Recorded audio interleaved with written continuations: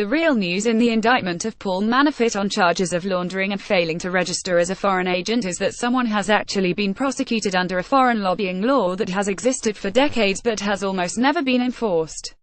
The indictment may or may not prove that the Trump campaign colluded with the Russian government, but it has already proved how flawed the foreign lobbying rules have always been and how easily they are flouted. I'm not going to weigh in on whether Manafort or his associate, Rick Gates, did in fact launder more than $18 million, largely gathered as fees from Ukrainian strongman and Putin ally Viktor Yanukovych, but I can say with certainty that the law, which Manafort is accused of violating, known as the Foreign Agents Registration Act, or FARA, is a complete joke. The law was enacted in 1938, but it's been under-enforced and not enforced at all for ages.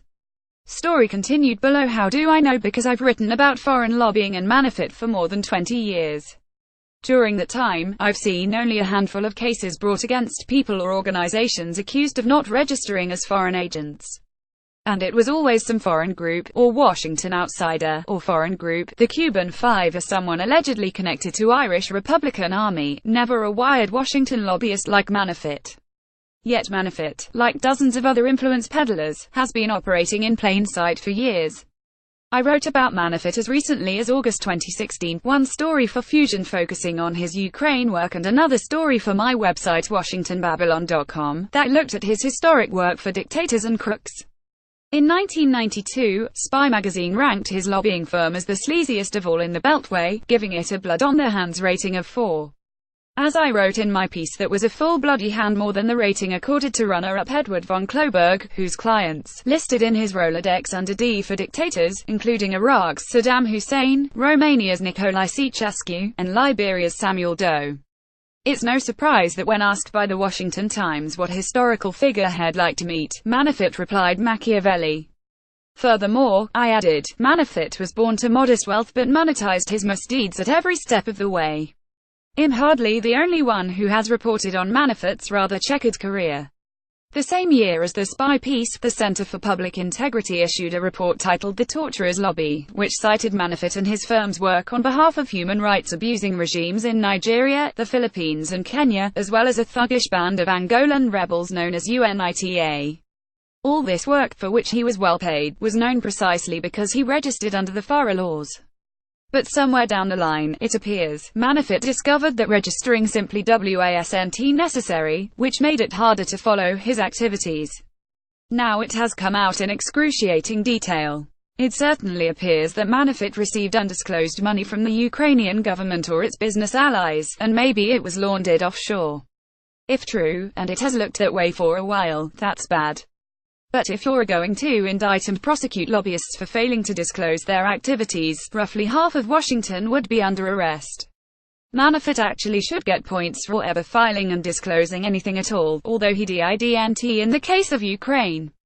The Center for Public Integrity, again in the early 1990s, reported that only about half of foreign lobbyists bother filing under FARA, and it's surely gotten worse since then. And why would anyone file? Almost no one who cheats gets called to account, so why bother if you rob banks and TV stations broadcast video images of you pointing a gun at the teller, but the police never bother arresting you? You'd keep robbing banks, right? It's the same with lobbyists. The last time I can remember a stir about a lobby firm evading disclosure law was in 2004, when Corvus Communications officers were raided by the FBI in a probe about its work for the royal family of Saudi Arabia. However, nothing much came of it, and business carried on as usual among Washington lobbyists. 2 years ago, reportedly, a number of Corvus lobbyists quit because they were uncomfortable with the firm's work. According to this 2015 story in the New York Observer, more than a third of Corvus partners had left the firm to start their own lobby shops, partly because of the firm's work on behalf of such clients as Yemen, Bahrain, Saudi Arabia and the Central African nation of Equatorial Guinea, reported the Huffington Post. I just have trouble working with despotic dictators killing their own people, said one Corvus insider. The Department of Justice's own Inspector General has confirmed just how toothless the FARA enforcement is. In September 2016, DOJ issued a report that tallied all the prosecutions under FARA since 1966, a total of 7. Only one of the individuals charged was convicted at trial according to the report, 2 pleaded guilty to FARA charges, 2 were convicted on non-FARA charges and 2 saw their cases dismissed. An important reason for this lack of enforcement is that there are virtually no enforcers. The FARA team at DOJ is small, poorly funded and relies on voluntary compliance. According to a Politico story from October, it usually investigates possible failures to register only when its staff reads about them in the media. So, it's not unreasonable to conclude that the only reason that Manafort got busted was because a special counsel was appointed after the firing of FBI Director James Comey to look into the Trump campaign's possible collusion with Russia. Manafort has been under investigation since 2014, but if the DOJ's track record is any indicator, it's quite likely that had he not been Trump's campaign manager, Manafort would be kicking back and enjoying his allegedly laundered cash at this very moment. Manafort is hardly the only Washington lobbyist who appears to have flouted the FARA rules. Evading registration is child's play for Washington pros. Look at lobbyists, PR executives and opposition researchers caught up in the Russiagate investigation. And let me emphasize here that I know a lot of them and like them, and am only reporting what I've read in media accounts and what various lobbyists, not the ones I like, have told me about how little they fear FARA. This is all an open secret in DC. Many of the people involved in the case were lobbying against the Magnitsky Act, the law passed in 2012 that sanctioned and barred some Russian officials suspected of human rights abuses. Putin definitely doesn't like the Magnitsky Act, and quite frankly, I don't either, but that doesn't make me Putin's agent. More relevantly, none of my lobbyist and PR friends were working, to my knowledge, for the Russian government. Instead, some of them apparently worked directly or indirectly for the Russian oligarch Denis Katsev, who was a DOJ target under the Magnitsky Act.